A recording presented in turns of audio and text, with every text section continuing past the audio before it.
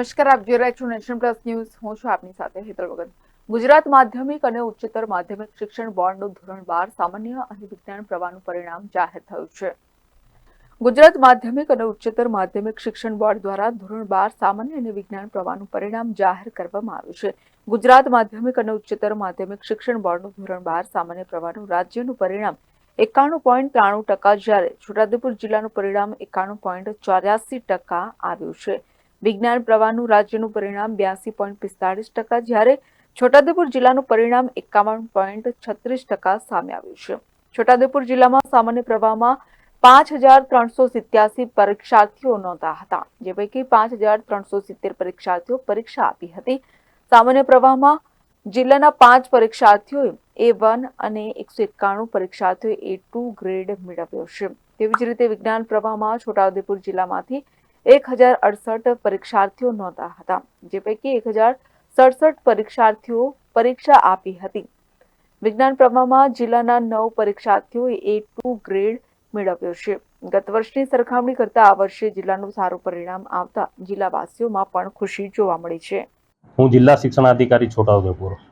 ગુજરાત માધ્યમિક અને ઉચ્ચતર માધ્યમિક શિક્ષણ બોર્ડ ગાંધીનગર દ્વારા માર્ચ 2024ની અંદર ધોરણ 12 સામાન્ય પ્રવાહ અને વિજ્ઞાન પ્રવાહની પરીક્ષાઓ જે યોજવામાં આવેલ હતી તેના પરિણામો આજરોજ જાહેર કરવામાં આવેલા છે. એ પરિણામોની વાત કરીએ તો છોટાઉદેપુર જિલ્લાની અંદર વિજ્ઞાન પ્રવાહની અંદર કુલ 1,067 વિદ્યાર્થીઓ નોંધાયેલ હતા. તે પૈકીના 548 વિદ્યાર્થીઓ ઉત્તીર્ણ થયેલ છે. ટકાવારીની વાત કરીએ તો છોટાઉદેપુર જિલ્લાનું વિજ્ઞાન પ્રવાહનું પરિણામ 51.36% નોંધાયેલ છે. બોડેલી કેન્દ્ર છે તો બોડેલી કેન્દ્રમાં 47.98% નીચું પરિણામ છે, જ્યારે છોટાઉદેપુર જિલ્લાનું 54.78% પરિણામ આવેલું છે. વિજ્ઞાન પ્રવાહની શાળાઓના પરિણામોની ગત વર્ષેની સરખામણી કરીને વાત કરવામાં આવે તો ગત વર્ષનું છોટાઉદેપુર જિલ્લાનું પરિણામ 36.70 નોંધાયેલું હતું, જ્યારે આ વખતે 51.36% નોંધાઈ અને એમાં વધારો જોવા મળેલ છે. છોટાઉદેપુર જિલ્લામાં સામાન્ય પ્રવાહના પરિણામોની જો વાત કરવામાં આવે તો સામાન્ય પ્રવાહની અંદર કુલ 5,370 વિદ્યાર્થીઓ નોંધાયેલ છે.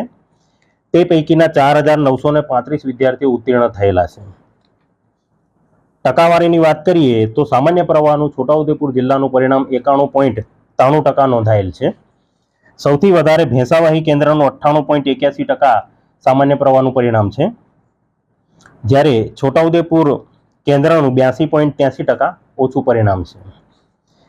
ગત વર્ષની સરખામણીમાં સામાન્ય પ્રવાહના પરિણામોની વાત કરવામાં આવે તો ગત વર્ષે છોટાઉદેપુર જિલ્લાની અંદર સામાન્ય પ્રવાહનું પરિણામ 69.18% નોંધાયેલ છે, જ્યારે આ વખતે 91.93% સાથે વધારો જોવા મળેલ છે. Rehan Patel, nation plus news, Chhota Udepur. સમાચારોના સતત અપડેટ માટે નેશન પ્લસ ન્યૂઝના યુટ્યુબ ચેનલને સબસ્ક્રાઇબ કરો, બેલ આઇકન દબાવો અને ફોલો કરો ઇન્સ્ટાગ્રામ, ફેસબુક અને ટ્વિટર પર.